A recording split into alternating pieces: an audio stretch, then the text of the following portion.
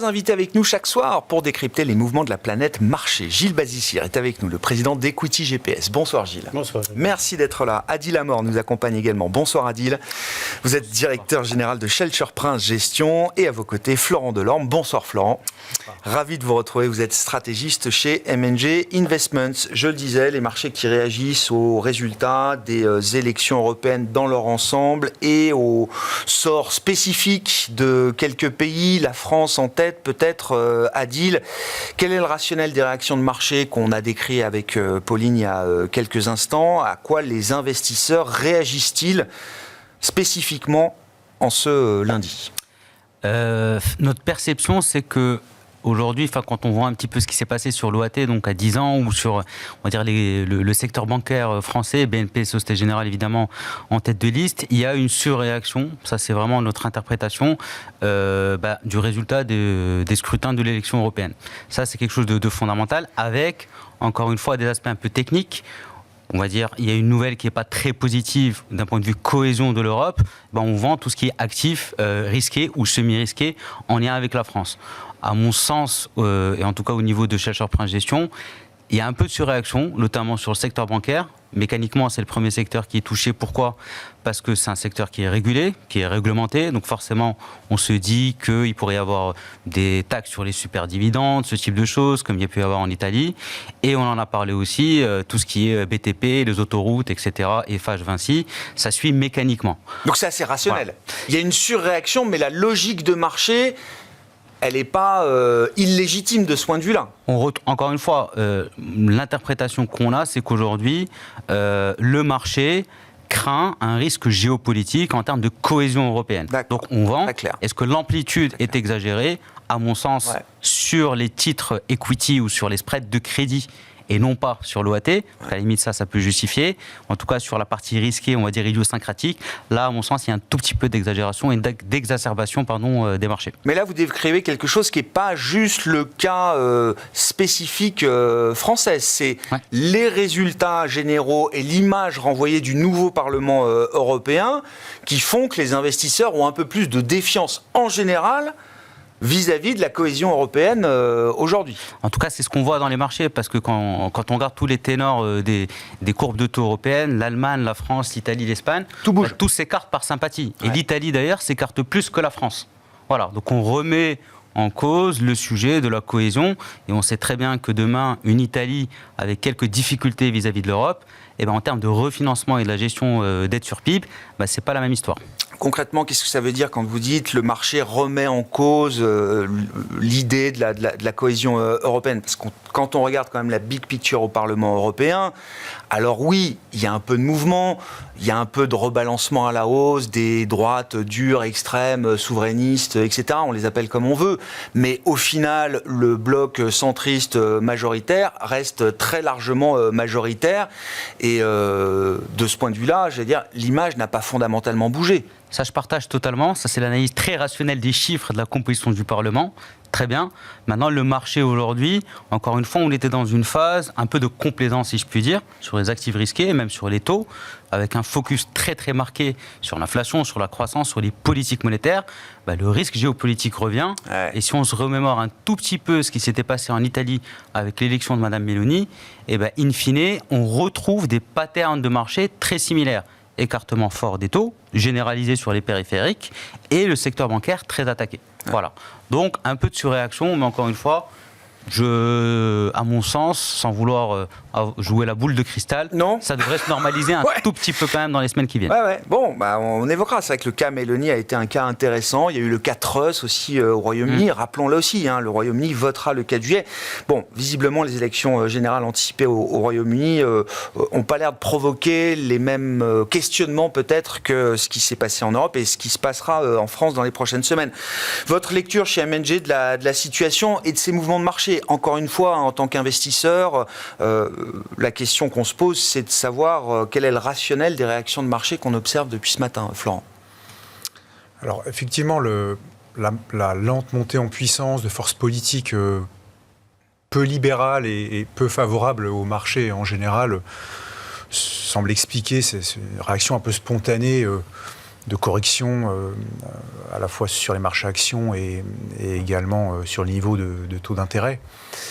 Après, pour ce qui nous concerne, effectivement, si on en reste aux faits bruts tels que vous venez de les expliciter, à savoir qu'on a certes un bloc de droite radicale qui prend un peu plus d'importance au Parlement européen, mais qui, dans les faits, aura une capacité d'action assez limitée. Il y a assez peu de chances que ça remodèle complètement la politique européenne, d'autant plus que le Parlement lui-même n'est pas l'institution la plus importante du dispositif européen. Ça reste quand même la Commission européenne. Donc on a du mal à disons, considérer qu'on est face à une menace réelle quand on regarde à l'échelle européenne ce que représente politiquement l'avènement un peu plus spectaculaire qu'auparavant de ces forces politiques.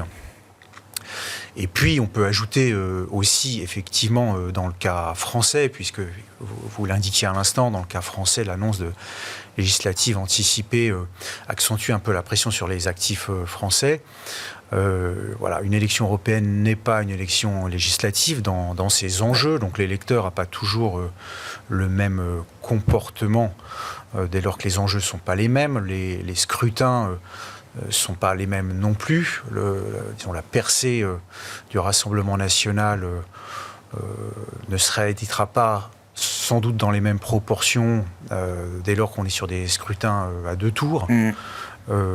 Et quand bien même dans les scénarios que le marché n'aimerait pas, quand bien même on aurait effectivement une légère majorité qui se dessinerait en faveur de ces forces d'opposition, l'exemple italien avec l'arrivée de Meloni au pouvoir montre que c'est une chose d'arriver en partie au pouvoir, c'en est une autre de bouleverser les équilibres institutionnels et économiques en place.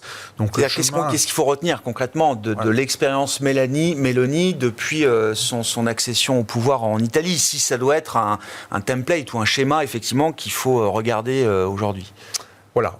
Et puis, je terminerai en disant que de toute façon, ces droites radicales sont elles-mêmes divisées à l'échelle européenne. On voit bien que Marine Le Pen et Meloni ont des désaccords, qu'elles ne sont pas forcément en phase sur la manière dont elles peuvent accorder leur politique à l'échelle européenne. Donc ça fait beaucoup d'éléments pour relativiser le scrutin d'hier. Et pour nous, effectivement, si risque géopolitique il n'est pas vraiment de ce côté-là. Il est plus du côté du conflit ukrainien, avec les bouleversements spectaculaires que ça occasionne en termes de réindustrialisation, de réarmement, de commerce international. Oui, les sujets lourds et de fond sont toujours là, oui. Ça... Exactement. Et ces sujets lourds et de fond, de notre point de vue, dépassent la percée de ces forces d'opposition. En tout cas, la réaction des marchés aujourd'hui correspond effectivement à ce signal, mais devrait s'amoindrir dans les jours qui viennent, à mesure que l'analyse que je viens de développer sera assez largement partagée, y compris par les investisseurs internationaux qui, au premier regard, alors c'est ça qui est compliqué, forcément la situation française ou européenne, mais qui, les semaines passant, reviendront à des analyses. Mais la leçon de Meloni pour les investisseurs, c'est quoi justement, Florent? La leçon de Meloni, c'est que elle a été conseillée par des gens qui venaient de la sphère de Mario Draghi, et qu'il y a plus effrayant pour les marchés, et qu'elle est elle-même assez orthogonale avec un certain type de discours qu'elle pouvait tenir elle-même, son parti, etc., avant d'accéder au pouvoir. C'est ce que vous dites. Tout à fait, parce que le réel se rappelle au mouvement d'opposition, lorsqu'ils arrivent au pouvoir, il faut financer une économie. Pour financer une économie, effectivement, il faut avoir un certain nombre d'indicateurs financiers satisfaisants pour que le marché continue à vous soutenir, sauf à engager un mouvement extrêmement difficile à réaliser de sortie de la zone euro, mais qui lui-même comprend... J'ai l'impression que ça n'a pas été le sujet, là. Voilà, mais effectivement, ça n'a pas été le sujet. Et dans le cas de la France, c'est définitivement pas le sujet du Rassemblement national qui a clarifié la question. il y a déjà de nombreux mois. Et en fait, cela aurait pu effrayer les marchés. C'est-à-dire que si on avait un parti qui explicitement annonçait vouloir sortir de la zone euro, on est dans un autre cadre. Alors, ce n'est pas du tout le cas, et l'électorat du Rassemblement national n'en veut pas non plus.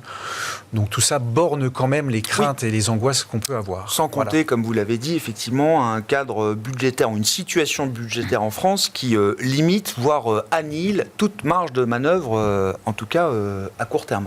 Gilles, sur l'idée des marchés et de la politique, et notamment de la politique européenne. C'est vrai qu'on a beaucoup décrit ces élections comme étant un non-événement attendu, ce ne sera pas un market mover, la vraie élection c'est le 5 novembre, l'élection américaine. Ça reste sans doute vrai, la grosse élection est encore peut-être devant nous de ce point de vue-là, mais on voit quand même qu'il n'y a pas d'absence de réaction de marché aux résultats qu'on a vus hier soir, et au niveau européen et en France. Alors je concours à l'analyse qui a été faite sur les faits, sur les équilibres au Parlement européen.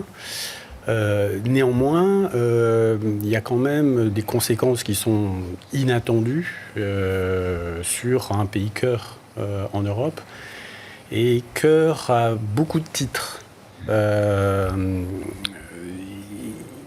Parce que la France est considérée, à tort ou à raison, comme étant ayant été un moteur actif de la construction européenne, de la construction de la zone euro, mais également par une forme de leadership politique que Emmanuel Macron a pris récemment, avec une intensité croissante sur divers sujets de géopolitique mondiale.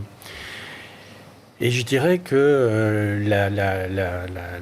la dissolution de l'Assemblée vient, je dirais, affaiblir assez sensiblement quand même la position institutionnelle de la France dans sa capacité à être prévisible, constante, et donc quant à la valeur de sa parole et de ses engagements. Et il me semble que les conséquences qu'on a sur les marchés au global sont plutôt liées à cette incertitude française, en fait, dans un contexte... Vous êtes en train de dire qu'il y a quand même une accumulation de petits signaux faibles qui peuvent modifier la perception que les investisseurs globaux pourraient avoir de la France. Moi, je le pense. Alors, il ne s'agit pas on n'a pas une boule de cristal, on n'est pas non plus ni payé, ni avoir un historique d'expérience professionnelle pour être un analyste géopolitique. Mais par contre, ça ne vient pas à un très bon moment, je trouve, quant au niveau d'attractivité des marchés européens, des marchés américains, des marchés actions, des pays développés, et tout ce qui contribue à retendre les taux des obligations et à introduire une forme d'incertitude dans le progrès vers des baisses de taux courts, dans un contexte où, en effet, et vous l'avez rappelé à juste titre, au global, les marges de manœuvre non seulement sont inexistantes, mais sont même plutôt négatives. Oui, il faudrait consolider un peu, oui. En termes de finances publiques et en termes de... Alors ça dépend des pays dont on parle. Ça dépend des pays dont on parle, mais du principal dont on parle, la France aujourd'hui. Oui. Et donc, faire soulever des espoirs de modification du cap au moment où les marges de manœuvre sont au mieux nulles, eh bien, ça nous amène, en effet, dans un scénario potentiellement soit à la truss, soit à une plus grande difficulté structurelle de gouverner la France. Et ça, en tant que tel, c'est pas bon, pas seulement pour les actifs français, mais pour les actifs de la zone euro, au moins de la zone euro en général. Ce qui est un peu perturbant aussi, si je puis dire, Adil, c'est que cette prime politique qui s'exprime là aujourd'hui, elle intervient alors que la macro s'améliore en zone euro, en Europe, qu'on a un petit redécollage après 2 ans de stagnation de l'activité économique, qu'on a une banque centrale qui, après une phase d'hésitation, a décidé d'initier son mouvement, la première, sans attendre la réserve fédérale américaine, apportant là aussi l'espoir, en tout cas, d'un peu plus d'huile dans les rouages.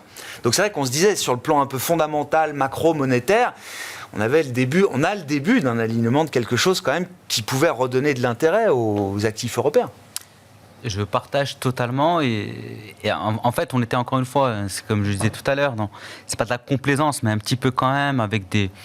Tout allait bien, la Macron en plus qui s'améliore, la BCE qui baisse ses taux comme elle l'avait dit, la Fed, on va voir est-ce que c'est en septembre, décembre, etc. Bref, tout se mettait en place à peu près progressivement et on a encore une fois le risque géopolitique. Voilà, qui rôdait à droite ou à gauche, mais qui ressurgit de façon très factuelle. C'est dommage et c'est, on va dire, la tâche ne va pas être simple pour la BCE, aussi par rapport à l'euro-dollar. Encore une fois, un euro-dollar qui baisse, potentiellement c'est de l'inflation importée, c'est quelque chose qui n'était pas pricé au niveau des projections de Madame Lagarde. On va voir si c'est un update ou pas, sachant que lors de la dernière réunion, Madame Lagarde quand même a revu à la hausse les projections d'inflation en 2025, très légèrement, mais quand même ça a été revu à la hausse. Bref, la donne n'est pas simple aujourd'hui à gérer, surtout qu'on part d'un risque de politique monétaire, on part d'un risque géopolitique, il y a la croissance, mais tout ça c'est des vases communicants. Voilà. Et c'est ça, aujourd'hui, on va dire, qui rappelle quand même au marché, la prime de terme, elle existe et il y a plein de facteurs qui permettent de la reconstituer. Et c'est quelque chose de fondamental. Ouais. C'est vrai que si l'euro devenait le réceptacle d'un risque politique accru en Europe, demain, ça deviendrait un problème pour la Banque Centrale Européenne, indépendant de sa volonté, hein, mais ça pourrait devenir une entrave ou un problème à la Banque Centrale Européenne dans sa séquence de baisse de taux. Encore une fois, la Banque Centrale Européenne, aujourd'hui, l'objectif numéro 1, c'est une maîtrise de l'inflation. Voilà. Comme je l'ai dit, ça a été revu légèrement à la hausse. La croissance, ça s'améliore avec une inflation qui baisse, une désinflation progressive. Maintenant, si demain, les taux longs et donc les primes de terme se reconstituaient massivement, une baisse des taux courts, des courbes trop pentues, on devient dans un domaine très restrictif pour le financement et le refinancement des entreprises. Ça peut tuer la croissance. Ouais, je comprends. Voilà. La baisse des taux courts, c'est bien, mais si en face de ça, on a une augmentation de la prime sur les taux longs, ça annule les efforts d'une certaine manière que peut faire la Banque Centrale Européenne. Si la prime de terme augmente trop, ça peut être contre-productif parce qu'on va tuer la croissance, effectivement. Ouais. Bon, sur le signal envoyé par les banques centrales, et à commencer par la Banque Centrale Européenne la semaine dernière, quels a été là aussi les enseignements que vous en avez tirés chez M&G, Florent Christine Lagarde a du mal officiellement à nous dire que c'est quand même le début de quelque chose, mais bon, on imagine bien que s'il y a une première baisse de taux, c'est au moins pour qu'il y en ait une deuxième, voire une troisième. Enfin, de ce point de vue-là, il y a de la marge, quand même. Oui, pour nous, la tendance est quand même installée. La baisse de taux qui a été effectuée annonce les suivantes, même si la Banque centrale, elle est dans son rôle, ne peut pas... donner trop d'énergie au marché en lui indiquant qu'on s'engage dans un cycle assez significatif. Donc, qu'il y ait encore de la prudence dans la communication de la Banque centrale ne nous semble pas forcément surprenant. Mais que la tendance soit à la baisse des taux, ça nous semble,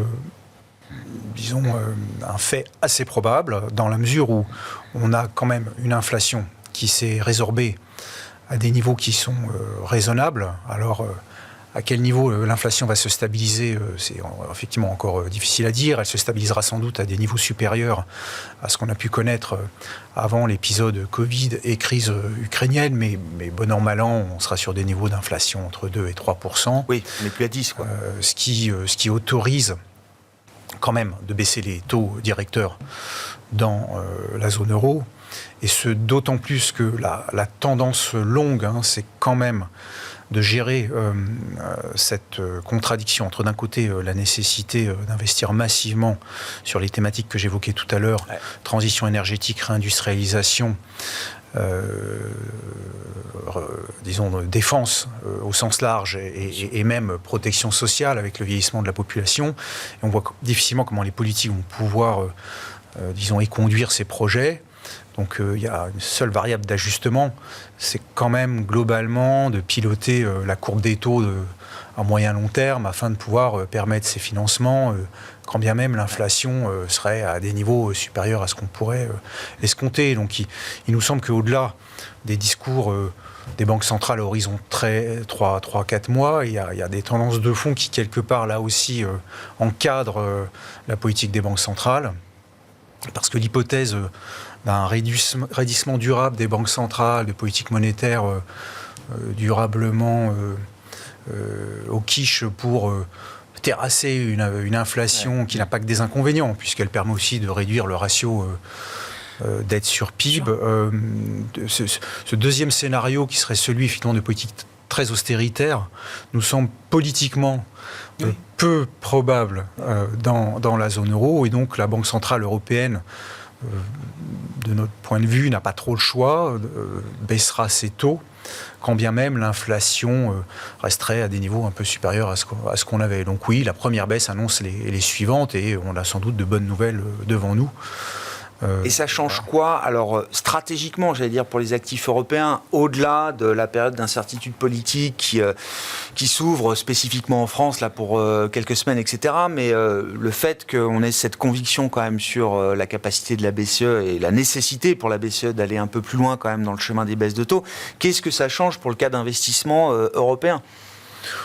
Ça peut donner une certaine confiance dans le fait qu'il n'y a pas d'incident de marché significatif possible ou probable dans les mois qui viennent, dès lors qu'on a une banque centrale qui réintroduit la liquidité en baissant les taux directeurs. Ça constitue une sorte de filet de sécurité sur la valorisation des actifs, actions ou crédits.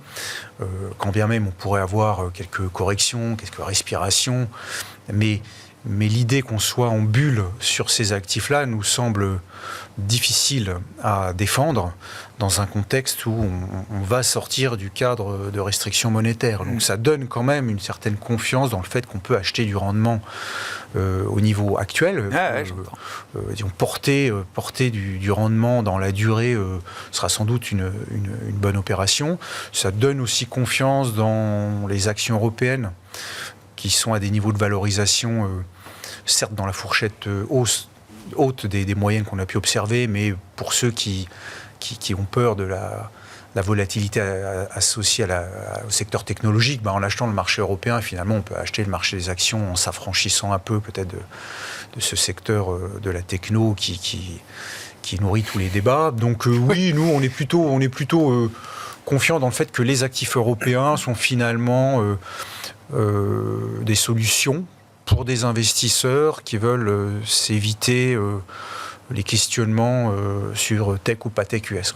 Ouais, je comprends. D'accord. Oui, c'est un bon univers, effectivement, pour des investisseurs qui auraient besoin de se diversifier un peu, par exemple, aujourd'hui. Qui soient plus conservateurs dans leur approche. Plus conservateurs dans leur approche. Justement, là, comment vous regardez les cas d'investissement, les grands cas d'investissement, les États-Unis, donc la tech, l'Europe avec la BCE aujourd'hui, le reste du monde, bien sûr, avec les outils equity GPS. Qu'est-ce qui ressort là en ce quasi début de second semestre? On a actuellement des ratings faibles à très faibles sur les marchés actions des pays développés. Donc Europe, zone euro, États-Unis, Canada, Australie, Nouvelle-Zélande et Singapour. Et on range encore Hong Kong dans les pays développés. Enfin, c'est pas nous, c'est la nomenclature usuelle. À l'inverse, on a de très bons ratings, mais sur des pays complexes à analyser et qui ne lèvent pas l'unanimité, qui font pas l'unanimité, comme la Chine et le Brésil. Intéressant. Et où là, il y a des niveaux de valorisation avec la baisse des cours des actifs qui les rend très attractifs. Et dans le cas du Brésil, c'est un mélange de baisse des cours et de légère instabilité politique quand même après un retour de Lula au pouvoir qui rend le Brésil au global pas très attractif pour les investisseurs institutionnels mondiaux sensibles au risque, mais du coup, ça creuse des valorisations qui deviennent agressives. Et ça se reflète dans les ratings equity GPS. Dans nos ratings de valorisation. Voilà, donc on a un cas particulier qui est l'Inde, qui a un rating faible, donc de type de marché développé. Parce que c'est cher. Après la hausse fantastique et la performance excellente du marché indien. Voilà. Alors après, nous, on aime bien croiser cela avec des indicateurs de sentiment de marché. Justement, est-ce que l'ambiance est propice à avoir un retour massif des investisseurs sur des zones comme la Chine ou comme le Brésil, par exemple? Alors, ce sont deux classes d'actifs géographiques qui ont un sentiment de marché neutre. Donc, on ne perçoit pas à ce stade d'entrée massive, ou de début d'entrée, en tout cas, par de très gros investisseurs institutionnels. Même si on peut penser que pour les Occidentaux, il est probable que la baisse des allocations d'actifs sur la Chine ait été faite par les investisseurs longs et que la baisse des allocations allouées à la Chine, à mon avis, est quelque chose qui est fait. Mais maintenant, est-ce qu'il y a des ouvertures pour aller dans le sens inverse ? À ce stade, non, et en particulier sur les banques. Il faut bien reconnaître que maintenant, on a eu des instructions assez importantes de Xi Jinping d'augmentation de l'influence du Parti communiste sur la stratégie des banques chinoises, ce qui n'est pas une bonne nouvelle. Et ce qui est un petit peu un reflet d'ailleurs avec ce qui se passe aujourd'hui sur le risque politique se retrouve généralement souvent dans un secteur comme le secteur bancaire et financier en premier. Voilà. Donc, pour ce qui concerne les secteurs, en fait, les secteurs qui ont des ratings un peu au-dessus de la moyenne et constructifs au niveau mondial sont des secteurs plutôt défensifs. Avec notamment la santé, mais d'autres aussi. Alors que la tech souffre pour nous d'un rating très faible. Et quand on regarde les sous-secteurs au niveau de la tech, là c'est très contrasté et on commence à voir déjà de fortes baisses sur certains sous-secteurs.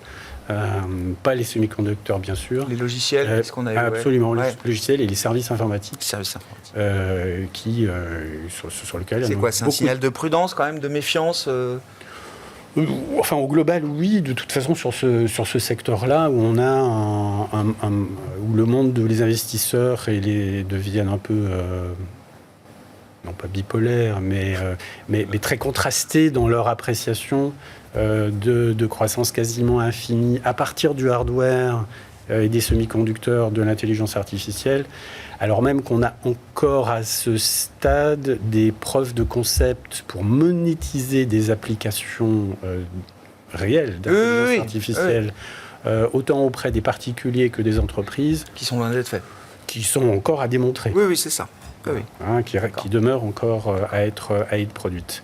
Et on sait que les semi-conducteurs, c'est quand même un bien d'équipement, donc ça réagit à la dérivée seconde et non pas à la croissance seule. Et on peut très bien continuer d'avoir une croissance à terme avec une dérivée seconde qui devienne négative. Auquel cas, certaines sociétés pourraient commencer... Et qui boursièrement pourraient être douloureux, effectivement. Ah oui, très douloureux. Très douloureux. C'est un secteur qui est prône au risque. Il y a une très grande volatilité en matière de cours. Donc au global, nous, on conseille à nos clients de bien vérifier, à la lumière des derniers événements, la tolérance au risque action de leurs clients finaux et des prescripteurs de leurs clients finaux. Il est utile de faire des points réguliers avec ces... S'assurer que le client final a bien compris ce que c'était que le risque action. Non, il est à l'aise avec ce qu'il a dans ses portefeuilles. J'entends. C'est un bon moment, vous dites, pour valider ça et revérifier ça auprès du client final. On s'habitue insidieusement à la hausse des marchés actions. Je vous rappelle, il y a 2 ans et demi, quel niveau de marché actions on avait et quel était le niveau général d'optimisme des investisseurs sur le marché actions. On est beaucoup plus haut aujourd'hui. Et donc, est-ce qu'il n'est pas temps de, vérifier l'appétence et de refaire tourner ses abacs pour ce qui concerne sa propre allocation d'actifs conseillés auprès de ses clients, avec la constitution défensive et offensive de ses portefeuilles. Ouais. Adil, là, comment on se projette effectivement là, sur les prochains mois, sur la séquence estivale? On a parlé du risque politique, mais il y a tout ce qui va nous accompagner encore. Ouais. Et toujours ce risque politique avec l'élection américaine du 5 novembre, qui sera quand même, j'imagine, un rendez-vous pour les investisseurs importants. Dans quelle logique d'investissement vous avez envie d'être aujourd'hui chez Shelter Prince? Alors déjà évidemment, donc on vérifie que les clients ont bien compris le risque qu'ils portent. Ça, je le répète, vous avez parfaitement raison. Non mais Gilles disait c'est un bon moment pour le faire. C'est intéressant. Je partage.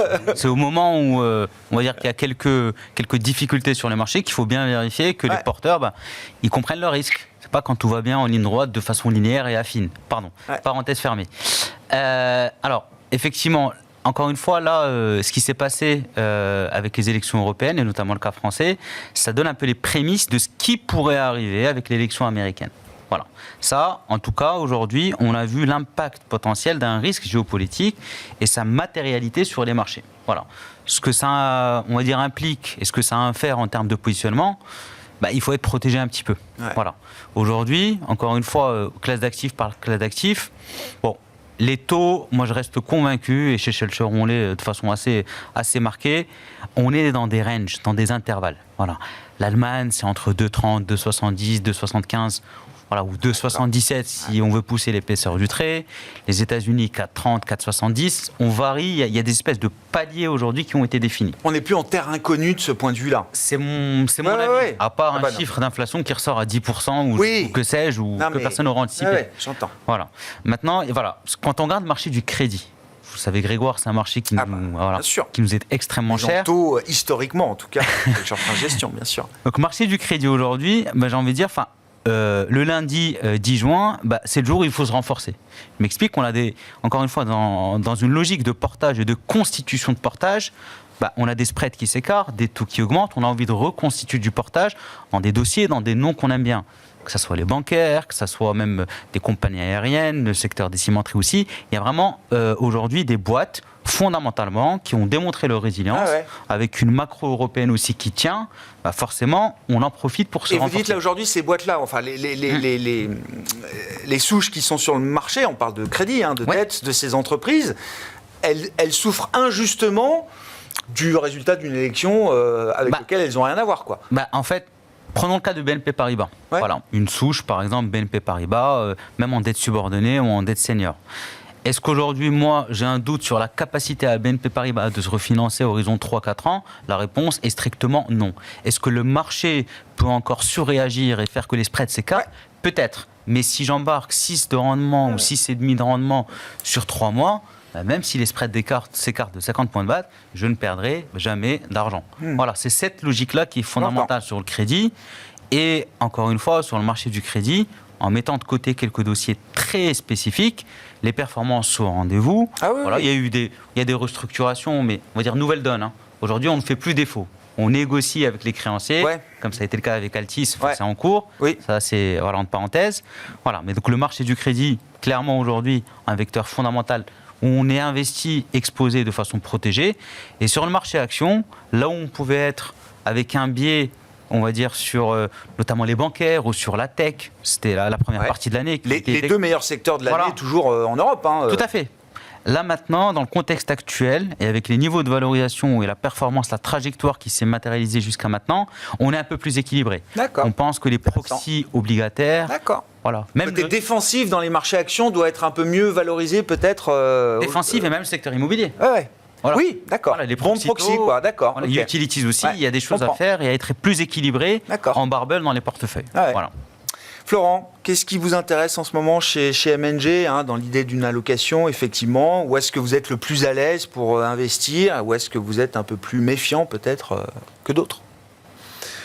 La classe d'actifs qu'on privilégie, c'est d'abord la dette souveraine, puisqu'effectivement, on pense que au niveau du 10 ans américain ou même des 10 ans français, on a du portage assez confortable, donc c'est pas effectivement la classe d'actifs la plus originale, mais elle a le mérite d'offrir des taux d'intérêt qui nous semblent cohérents avec conjoncture actuelle. Donc on aime bien Est-ce que ça veut dire la duration. Voilà. Alors voilà, est-ce que c'est une forme d'appel, après chaque cas est particulier, mais de dire attention, si vous êtes beaucoup investi en monétaire, regardez effectivement, il y a peut-être un risque de duration intéressant à prendre aujourd'hui, parce qu'il y a eu beaucoup de flux sur des produits très courts, à terme, monétaires, etc. Là, vous dites c'est le moment peut-être d'anticiper le prochain mouvement, quoi. Oui, puisque comme je l'indiquais tout à l'heure, nous on fait le pari que la tendance c'est quand même à la baisse des taux directeurs, et donc les niveaux de rendement qu'on peut avoir sur des maturités de 5-7 ans nous semblent attractifs. Après, si on regarde la composante spread, on a toujours effectivement du crédit corporate, mais dans des proportions un peu moindres. On est sous-pondéré parce que les primes de risque pour les dettes corporate sont moins alléchantes qu'elles ne l'étaient il y a un peu plus d'un an. Donc on réduit un petit peu les positions sur cette classe d'actifs, mais sans pour autant en sortir. Et puis dans l'univers action, là, conformément à ce que j'indiquais aussi tout à l'heure, on a un style de gestion assez conservateur. C'est un choix de maison, et donc ça nous porte assez naturellement plutôt sur le marché des actions européennes. Ça ne veut pas dire qu'on considère que la technologie américaine est un secteur qu'il ne faut pas regarder. Au contraire, il y a une rupture technologique certaine, et loin de nous l'idée en regardant les valorisations, de dire qu'elles sont forcément excessives, parce que, encore une fois, les indicateurs de valorisation sont basés sur des projections de bénéfices à 12 mois, et quand on achète une action technologique, évidemment, l'idée c'est de se projeter bien au-delà des 12 prochains mois, donc ce qui peut paraître très cher sur un horizon court, bien sûr. Pas tellement. Simplement, nous on essaye, pour reprendre ce que monsieur disait tout à l'heure, on essaye d'adapter les portefeuilles au profil des clients. Donc les clients qui ont un appétit pour le risque, on va plus facilement les engager vers la technologie américaine. On a des fonds spécifiques pour cela, parce qu'on pense que ce n'est pas une bulle, il y a une rupture technologique réelle, il y a une reconfiguration de l'hégémonie américaine autour de la technologie, et donc ce serait passer complètement à côté du sujet que de mettre en avant uniquement des indicateurs de valorisation pour dire on n'achète pas. Donc pour les clients qui sont prêts effectivement à s'engager dans la durée avec des profils avec plus d'appétit au risque, on est prêt à y aller. Et à l'inverse, disons dans nos fonds destinés à une clientèle qui gère en bon père de famille, plus conservatrice, pression comme vous disiez, bien sûr, qui nous est donnée. C'est vrai que l'univers des actions européennes nous semble plus tranquille, plus approprié, même si évidemment les actions, ça constitue quand même un risque néanmoins. Loin de moi l'idée de dire qu'il n'y a pas de risque sur les actions européennes, mais en tout cas, voilà un petit peu la manière dont on construit les allocations. Rapide tour de table, en quelques secondes chacun. Qu'est-ce que vous attendez du message de la Fed cette semaine? Ça va être l'événement là dans les prochains jours, Florent. Pas de baisse de taux. Voilà. Pas de baisse de taux ce mois-ci. Peut-être bientôt ou pas à horizon. Avant la fin de l'année, sans doute une, mais pas maintenant. D'accord. Gilles?